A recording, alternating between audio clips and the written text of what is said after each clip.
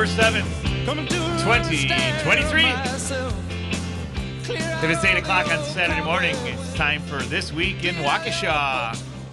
I am your host, Downtown Donnie Brown, coming to you live and local from the office of former Alderman Don Paul Brown, also known as the WAUK Radio Studios, WAUK Radio Studios, here in the old NAMI building, 217 Wisconsin Avenue, right around the corner from Theodore Yaumans Park, where we are proud to honor our suffragette heritage here in the Shaw.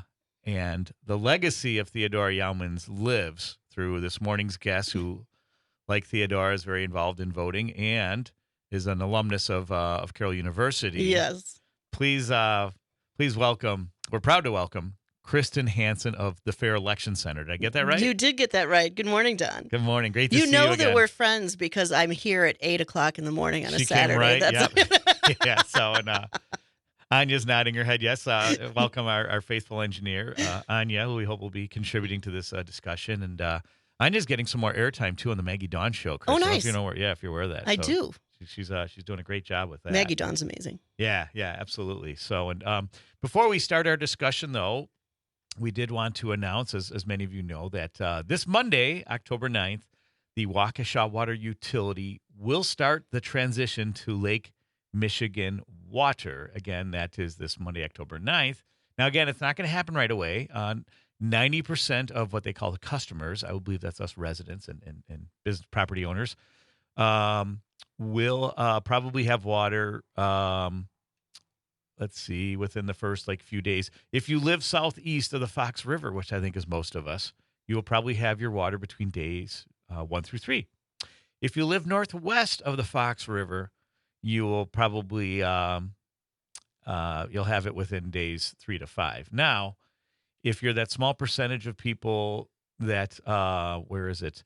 Oh, if you live on a dead end, a cul-de-sac, or a court, it could take 3 to 4 weeks before you get the water, because the utility will have to open up the fire hydrants to pull the water up to the end of the street. So stay tuned. Any day now or any moment, you'll be drinking clean, sustainable water out of your taps, and really can't wait for that. So, and going back to our suffragette city and the suffragette heritage, in the last presidential election, 66%, 3/4 of eligible voters nationally participated, again, in that last presidential election in 2020.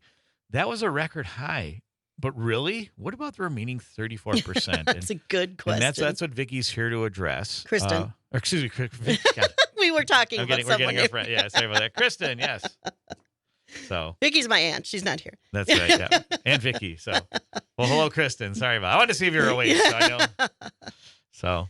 Yeah, it's interesting. There's, 66% nationwide is a number, but you really need to look, at each individual state. And Wisconsin, I'm glad to say, has actually a higher voting rate than that. We do pretty well here. I think it was 72% the last election. Don't quote me on that necessarily, but it was definitely higher than the national average. And in Waukesha County has very high voting rates, like 85% or something like that. Okay. And so does Dane County. Milwaukee is lagging, but they're working on it. So in general, Wisconsin has a proud heritage of being a voting state, which is great. And maybe it started with Theodora. Who knows? Yeah. That is good to know. And so tell us about the work you're doing with getting people to vote. So the Fair Elections Center is a nonprofit, nonpartisan organization based in Washington, D.C., but we have staff all around the country, including me here in Wisconsin. And it's essentially two halves of the organization. The Fair Election Center has a whole team of voting lawyers who do litigation only related to voting.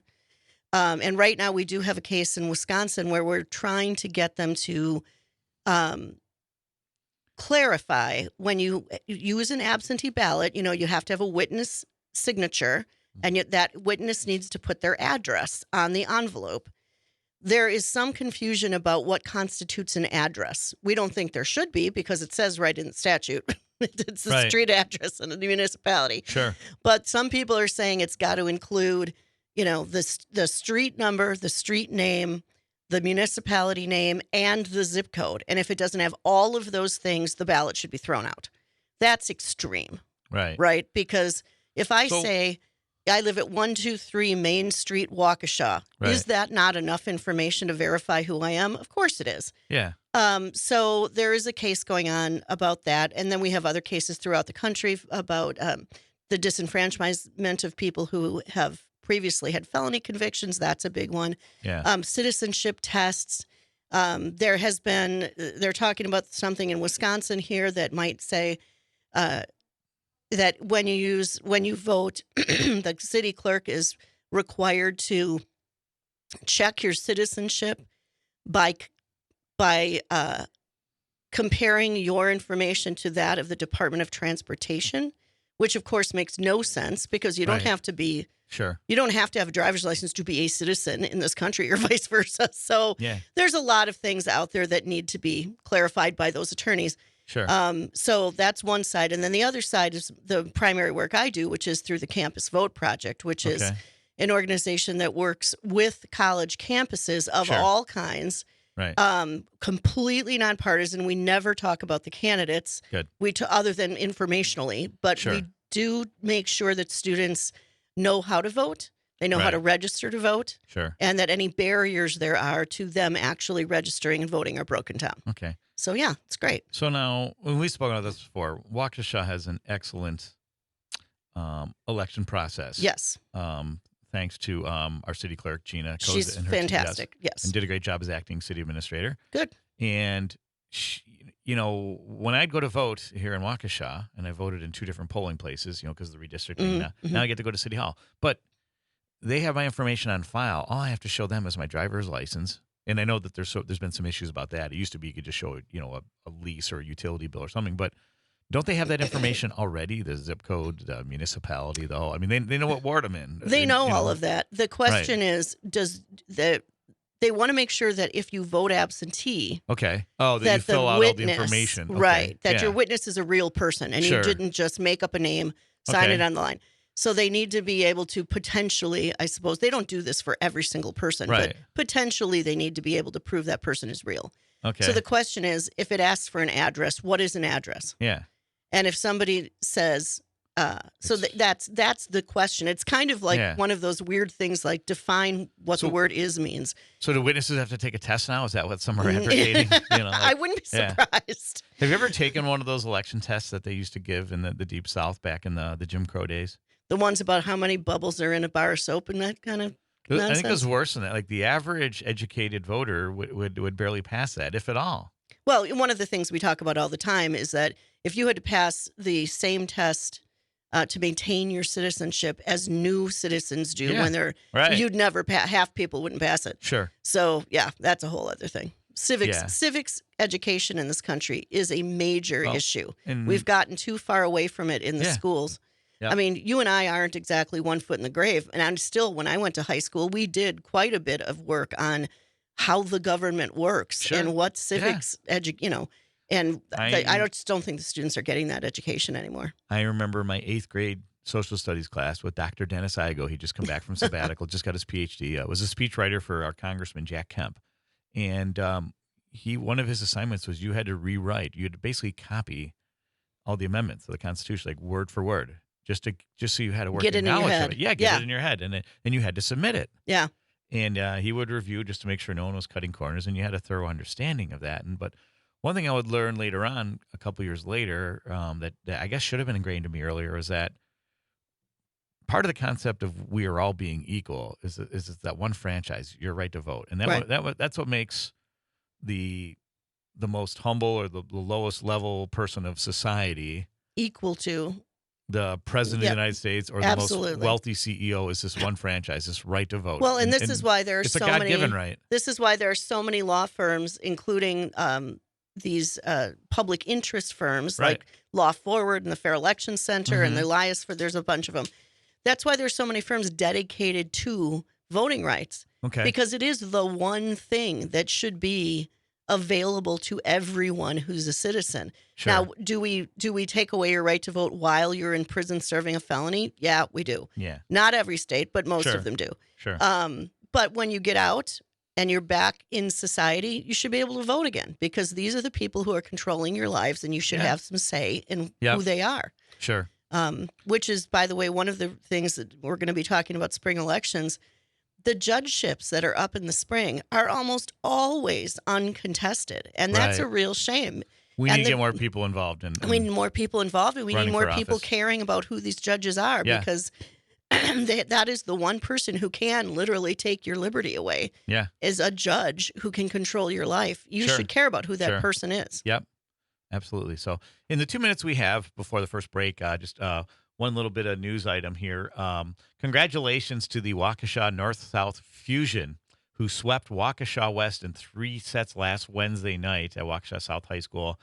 The worst they can achieve is a tie for the Classic 8 Conference Championship. If they win against Catholic Memorial next Wednesday, they will win the toughest conference in the state outright. The record is currently 23-5. 5-0 in the Classic 8. Again, the toughest conference in the state for volleyball. I love saying that. Undefeated in the Classic 8. Woohoo. Go North-South Fusion, and congratulations again to Joe Bansky. He was a guest on the show last July, and we really look forward to having him on again, hopefully with more great tidings to share. May have to fit the whole team here into the studio. Oh, that'd be fun. And congratulations to the Waukesha South Blackshirts football team that, in spite of last night's 37-13 loss, played their last game in the Classic 8 at Arrowhead.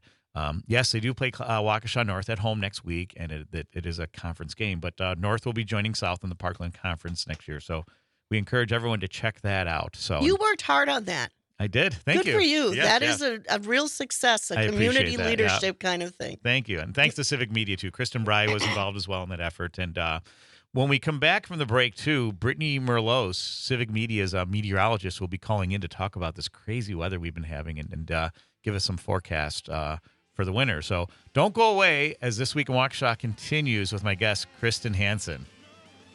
Give it up.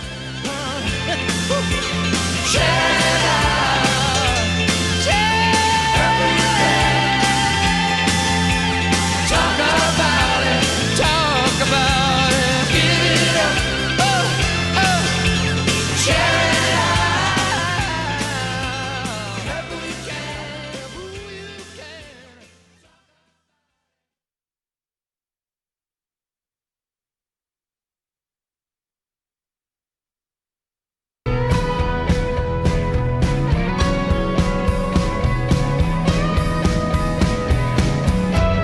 It seems that from the start, This is Cole Gallagher. we were stumbling in the dark. And even now, miles Hey, welcome back. This Week in Waukesha with Don Brown and my host, Kristin Hansen. And you're listening to Cole Gallagher. What's the name of the song again, Anya? This is Stumbling in the Dark. Stumbling in the Dark. Cole That Gallagher. was me up this morning at 6 Who a.m. has, you and me both. Cole Gallagher has strong Waukesha roots. Grandmother was from here and would love to come back here and play in Guitar Town, USA. And has also expressed interest in being a call-in guest on one of my shows. So we hope to have Cole in on very soon. Really looking forward to it. Really excited about this young man's success. And do we have a caller, Anya? Is this Mary Jane? Hello? Yes. Hi. Hello? Hi, Mary Jane. Are you still in Europe? Yes. Well, first of all, Dobry den, which is good morning in Czech. In Czech, Did I okay. say that right? Yes. Are you in Prague? I'm in Prague. I'm in the Wow. Czech Republic. Very cool. And we went to several churches early this morning Wow. and had some very good food in the market square. But right now we are in the Jewish neighborhoods. Neat. And Don, you are such a historian, and you know so much about, how the Jewish Sure. were persecuted and all the, both in Italy and in Prague, Right. and how they were bottled up in neighborhoods with Sure. gates, Sure. and they couldn't go in or go out. So, but the area is beautiful. We're right now kind of in the heart of the Brand area, Okay. where all the quality Gucci's and things are. Sure. Sure.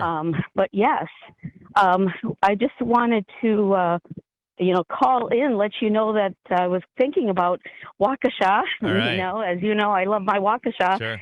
So, but exploring the world is something definitely I've been wanting to Sure. do for a while. Sure. And so I had a free moment to do that. So Mary Jane, since So you how are left, things? good. Since you left, the weather like jumped to like 90 degrees last week, and Here as well. We then it were in dropped t-shirts and shorts yesterday. for Now it's 2 like weeks. now it's like 40 degrees. I know you're going by Celsius there, so I'll leave it to you to do the math. But is it cooler there now, like it is here? As of today, yes. Okay. So it started in Italy, and we're now in Prague, so we're north. So I think it's 56 degrees Fahrenheit That's here. awesome. Cool. And when are you coming No, home? it's a little bit warmer. Okay. Not for another week and a half. Another week and a half. Sounds great. But I do. Go ahead, walk up for a minute. I'll be right there. I did want to mention to you that the people that we're staying with, they definitely told me about all the Ukrainians that are here in the Czech Republic, Sure. and how they've really put laws down to help them and Good. schooling, and everybody's helping them, Good. and how important it is. Sure. And they're so proud of the Americans for helping as well. Thanks for because sharing that. we cannot. Yes, we have to really help those Sure. people that are not able to always help themselves. So Love to hear that. Terrific. yes. Sounds great. But I did want to call in and just let you know. Yeah, thanks for I was the thinking update. about you guys. Appreciate that. Sure.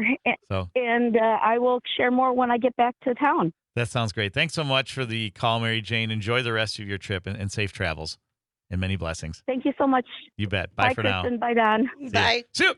So Mary Jane Sanchez, all the way from Prague, and That's cool.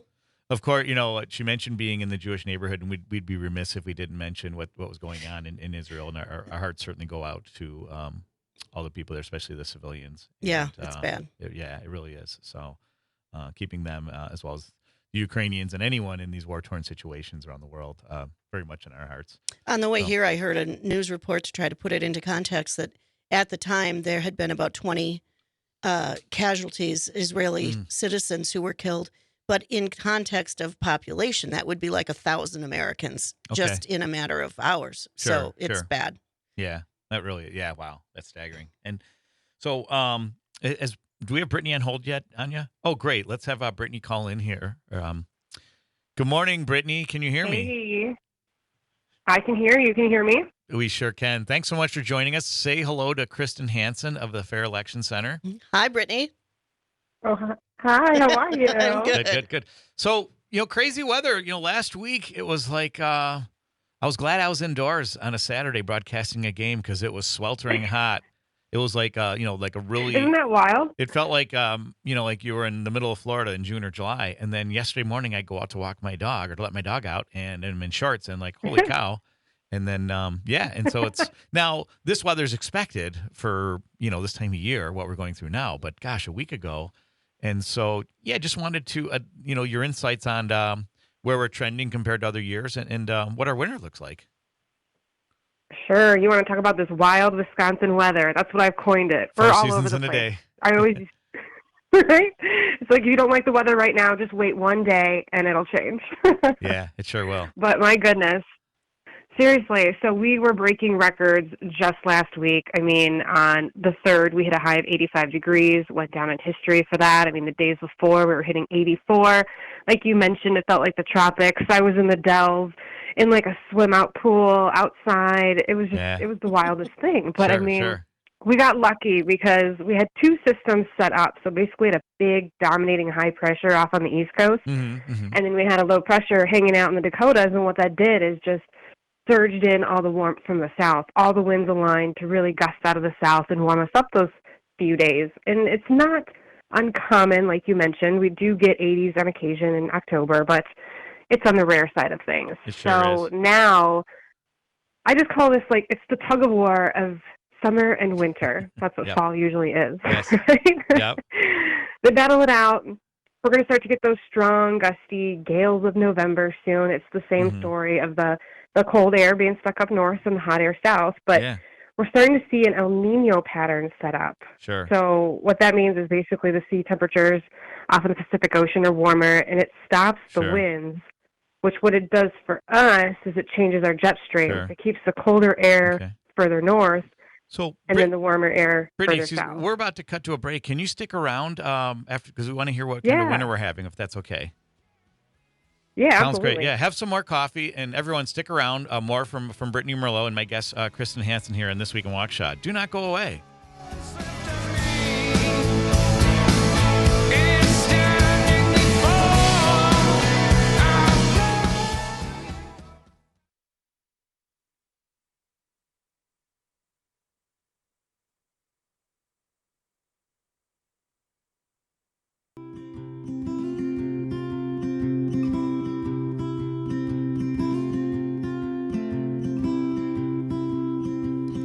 I've been thinking about the news. Daddy leaves it on all day through. Hey, we're back this week I've in been thinking Waukesha, about the war. and you're listening to one of my favorite young folk musicians, Ray Zaragoza, and The American Dream. Is that the name of the song, Anya? Yep. And she just performed in Madison recently, so I got a kind of a grievance against our friends at Civic Media Madison that nobody covered that or had her on the show. I think she's a brilliant young artist, and big oversight. Only joking. They do a lot of wonderful things, but I've become a huge fan of Ray Zaragoza, so I got to give my friends at Madison a hard time. But one person I will not give a hard time to, because she's been so kind holding on the phone, is our Civic Media meteorologist, Brittany Merlot. Brittany, thanks again for holding. Hope you had a couple sips of coffee in there during the break. I did, and thanks for being so kind. Usually people want to give me all the rage as the weather person, you know what I mean? Yeah, They want to take their anger out on me. yeah. We were just talking about during the Oh, break. goodness. A friend of mine, he'd come into the radio station in college to drop something off, and the DJ would make him do the crop report so that the farmers wouldn't call in and yell, because you can't yell at a student for for bad forecast stuff. But so, Brittany, tell us, what kind of winter are we going to That's have? awesome. All right. So the National Weather Service, right, just released their winter outlook, and with the El Nino going on, they think it's going to shift the jet streams enough to give us a warmer than average winter and a less snowier winter as well. That sounds Now, great. here's the thing. Thank you. Here's the thing. Before you get too excited, Yeah. what we're still going to get our cold snaps. I mean, we're in Wisconsin. We're still going to get our snow. It's only going to be a couple inches less than our average snowfall. Okay. And here's the thing. When our temperatures are technically above average, warmer for the winter, they're really affecting our average low temperature. Mm. So while we're sleeping, and we Yeah. don't really notice it anyways. Right. Yes. And then, of course, if we are a tad bit warmer, here's another catch-22. Yeah. That means that if it snows, the snow is going to be thicker, a.k.a. pile up Oh, more. Mm, Warmer yeah. temperatures give That's it more how they moisture. get you. Right? Yeah. Yeah. So maybe we'll get less snow events, but Okay. the events might be a little bit more accumulation within them when they do hit us. Okay.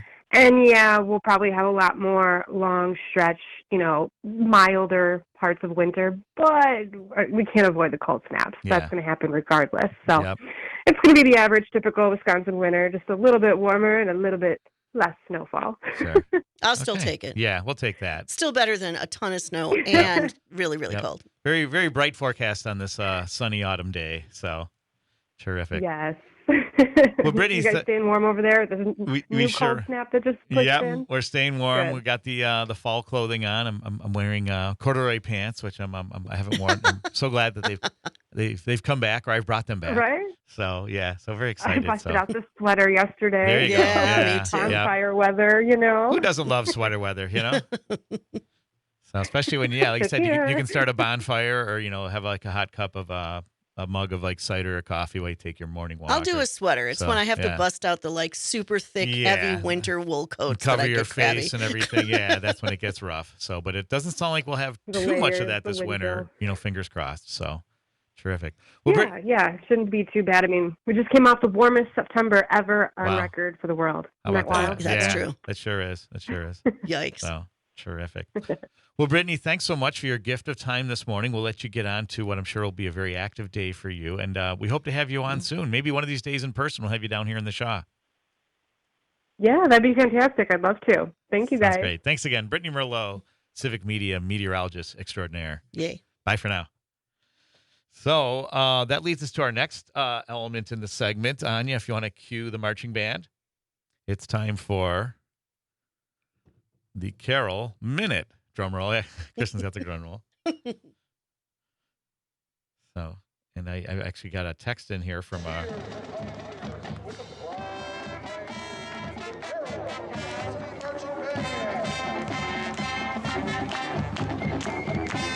Okay, it's time for the Carol Minutes. And a couple quick announcements. Congratulations to Jacob Laurent, the kicker for Carroll, for being named CCIW Special Team Student Athlete of the Week for last week. And Josh Raby the week before was Student Athlete quarterback. But in this past week, Jacob Laurent was, I believe, 4 for 5 on field goals, or 3 for 4, including his career-long 44 yards. And he's close to having the scoring record, too. He's on his way to that, or at least for field goals. And so congrats to him. And Carroll's got a big game against number 1 North Central today. We'll be covering that later. Tune us in at 5:30. And real quick, Anya, sorry to do this over the air, but I got a message here saying that on the stream it's playing the Empowered Caregiver Show. And there's dead air on 101.1. So hopefully if you're listening to the app, you're in good shape. And 5:40 a.m. So hate to report that, but it's a must. So also during the Carroll Minute, we want to mention that tonight on campus, it's casino night, so pioneers can come and enjoy that. Students can win cash and prizes courtesy of the Campus Activities Board. Starts at 7 in the ballroom. I believe that's the Stackner Ballroom. And then the marching band will be performing at the Band Fest in McGuanago. And next weekend is Carroll's homecoming and also family weekend, so people can register for homecoming events such as a 5K run and various tailgate parties at the Carroll University website. So thanks for sharing that, Triple G, Greg Wanschneider, and hopefully he'll be joining us as our third chair for the homecoming game against Elmhurst next week. Nice. So, and Kristin Hansen is not only a Carroll alumnus, Yes. but a spouse of a Carroll faculty member. Is that correct? Yes, I am. My husband teaches computational thinking at Carroll University, Fantastic. which used to be called statistics. Right. And I'm so old. Yeah, when yeah. we met, they were still teaching statistics with like a paper and a pencil. But now Okay. it's all on computer, and they use Excel and they use computer programming. He teaches HTML because that's the way we work now. Nobody's going to get a job and they're going to hand you a pad of paper and a pen and say, here, do statistics. That's not how it works. Yeah. So, yeah, things have changed. He's a meteorologist by training, actually. So Sure. I can feel Brittany's pain when she says people usually yell at me. Yeah. He gets very prickly when people talk about, the weatherman was wrong, blah, blah, blah. Yeah, It's yeah. like they're Sure. actually quite accurate, especially nowadays. But anyway, yes, I went to Carroll, got a degree in philosophy, politics, and economics, Fantastic. which is something they brought over it's very common in at Oxford in England. Oxford, yeah. And one of the professors, Kevin Guilfoyle, brought it over to Carroll, and it's fantastic. Oh, neat. And Carroll, and then one of our attorneys at the Fair Elections Center is a Carroll alum. One of my employees who worked for me last year is a Carroll alum. So yeah, we're a proud Carroll household.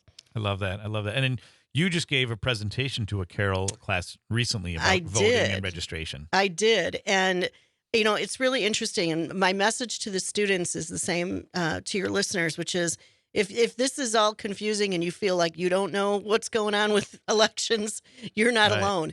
It's, even just talking about, I'm sure we're going to talk about the spring elections, it's different in every community. And Mhm. so it's, there's a lot to understand. And as we get further and further away from everybody reading the same newspaper every day, it's hard to actually find that information until right before the election, when you can go and look at your ballot on myvote.wi.gov.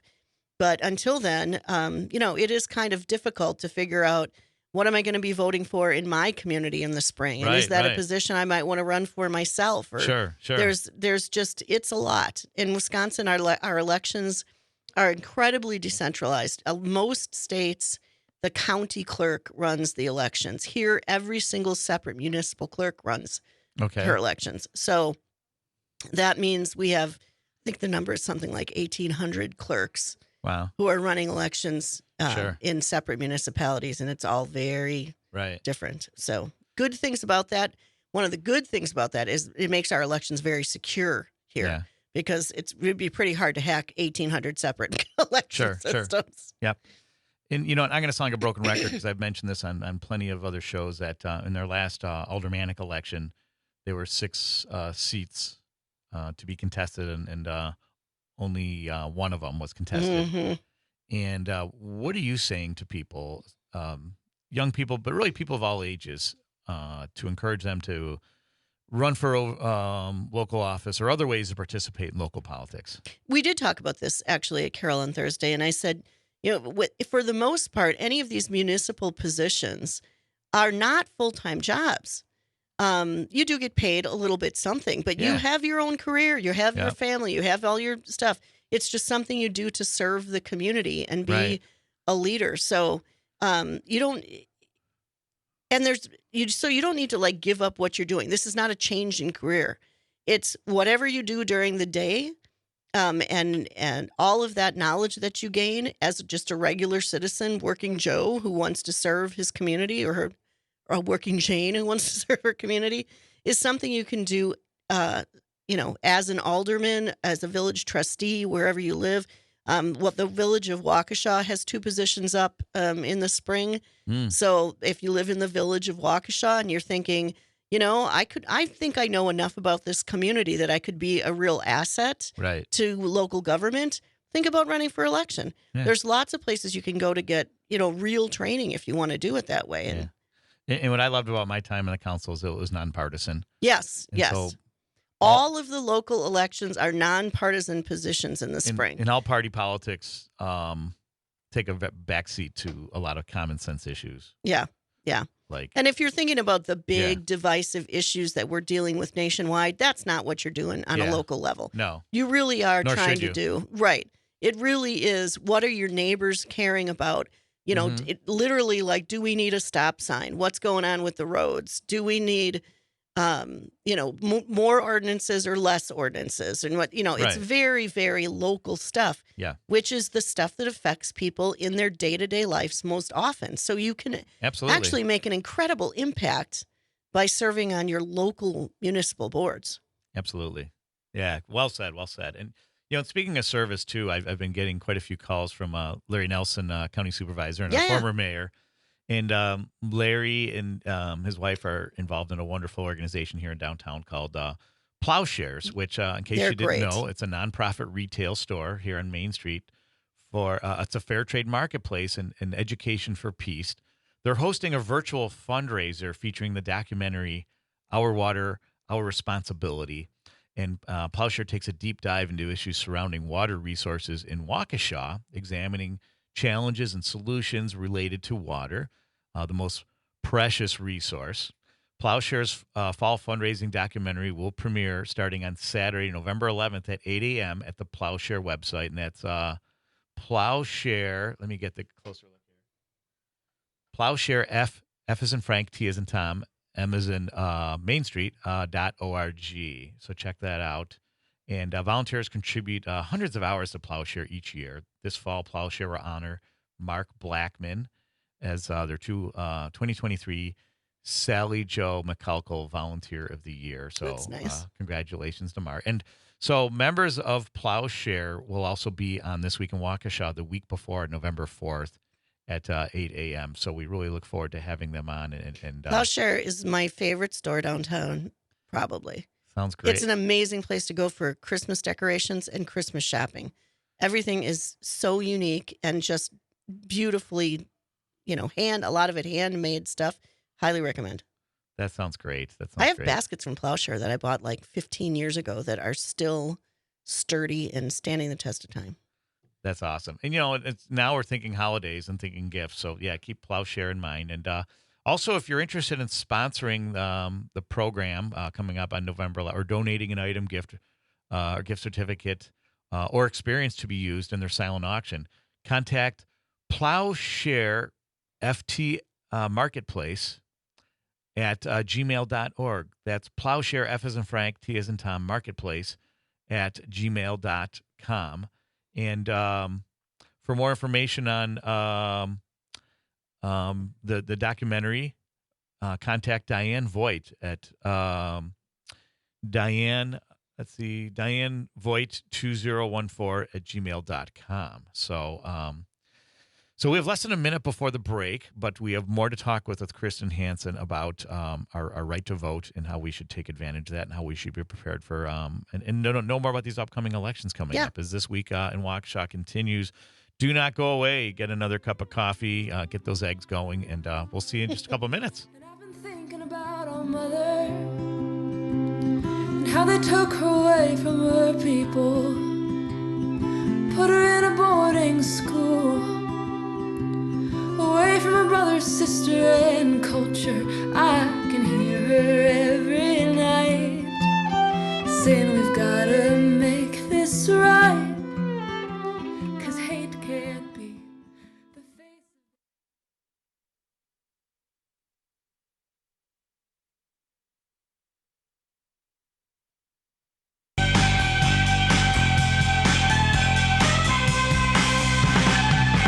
One world. Whoa, whoa, it's our world. Yeah, yeah, one world. Hey, we're back this week at Waukesha. And that is Todd Rundgren in Utopia with One World. One of my favorite lines in that song, I've mentioned this before. Politicians and dictators and the guys with the dough, they think they run the world, but they just don't know. Because down here on the streets, we got it under control. From Berlin to San Francisco, from New York to Tokyo. One world. And with my guest, Kristin Hansen of the Fair Election Center, that very much can be true when people take advantage of their right, their franchise to vote. Absolutely. We were just talking about this, like as I said, with some students at Carroll University, especially these spring races. I cannot say this often enough. They are so close. They are, and they were not talking about a heavy lift to run for office. And when you're voting, these races, and as a former alderman, they're decided by a handful of votes. They really are. So if you want to really feel like your one vote makes a difference, vote in spring elections for your local races, because it truly is a tiny amount of votes that can make the difference. So, no doubt. Yeah. No doubt. And this is someone who lost my first election by 12 votes. There you go. And I remember I was eventually appointed and then won outright in an election a year later. But I remember my first year serving, there was a referendum that I supported about a resolution that should the state have fair elections, or a fair elections committee to determine reasonable. And election judges showed up for that, and some were from my precinct that remember telling me that, gosh, I wish there was something I could do, but you can't because there's rules to follow. Just Joe, you can't just make 13 votes go away, or as some people say, come up with 15 more votes. Find them somewhere. Could you find me some? This thing's rigged, yeah. So there is a lot of integrity. And again, I learned that the hard way. There's a lot of integrity in our local election processes. And Agreed. So vote. I remember hearing a story as a kid in school. A teacher told me that this one guy running for mayor lost by one vote, and his own wife forgot to vote. See, this is what I'm talking about. So you can lose by 5 votes and go, wait, which 5 of my friends did not bother to vote for me? Exactly. So, but yeah, we have. So this is in the city of Waukesha. We don't have any aldermanic races in this spring of 24, but Brookfield does. So if any of these listeners are in Brookfield, it's an interesting situation there. They have 7 districts in the city of Brookfield, and they have 2 aldermen for each district. So every cycle, one of those 2 people is up for election. So you have continuity in every district, but that means there are 7 seats up next year. So depending on where you live in Brookfield, that's something that you should consider either running yourself or finding out who is running, who you like, and support their work. And then, of course, the Waukesha School Board has 3 seats up, and the Elmbrook School Board has 2 seats up. So there will be actually a lot of activity going on this spring. Yeah, and here's something else, too, is that sometimes you run and maybe you don't have a fair chance. I shouldn't say fair, but you don't have a good chance of winning. The incumbent's very popular. You run to raise issues, to engage with people, to get people to think differently, to challenge that incumbent to think differently. That's part of our process, and that's what makes the process works. And heck, if you generate, more than 20, 30% of the popular vote, or more than that, suddenly you've got a little following. You've got people that are willing to listen to you and people that you can engage with. and build a bigger base. Well, not just, listening to you, but listening, period. Because one of the things that sadly has fallen apart is this concept of the two candidates debating each other, or even just having a forum to where they can share their ideas about why they're running and what they'd like to see change or what they'd like to see, stay the same. And we've gotten into this space where nobody wants to debate anymore. Right. And so you're not having that exchange of ideas. So I wish that that all of the candidates would take up the invitations by local groups to actually have robust debates. And, we can find ways to do that in a respectful way. And like you say, even if there's an issue that you want to bring up, and have that discussion out in the public for the people to think, yeah, I never really thought about it that way. That might be a good idea. And even if you lose, maybe that becomes an issue that the community wants to hear more about. And who knows, maybe even the person who does win says, well, geez, that was a really important issue. Let me think more about that. Yeah. There's just all of that kind of public sphere discussion that doesn't go on anymore, except one side screaming on the internet and then the other side screaming on the internet, but nobody actually talking together. Sure. So, we've got some, and the local races are the places to start that, because these are your neighbors and your friends, your neighbors, your colleagues, the folks in the next aisle at the grocery store. We should be able to talk to each other about local issues. Sure. Yeah, and how should I say it? I got a text message in here. Something about me hosting debates. That sounds there you good. go. Yeah, there you go. We could do it right here at the studio. One thing I saw that worked when I lived in Ireland was, how should we say it? Ranked voting, ranked elections, meaning that you rank the candidates.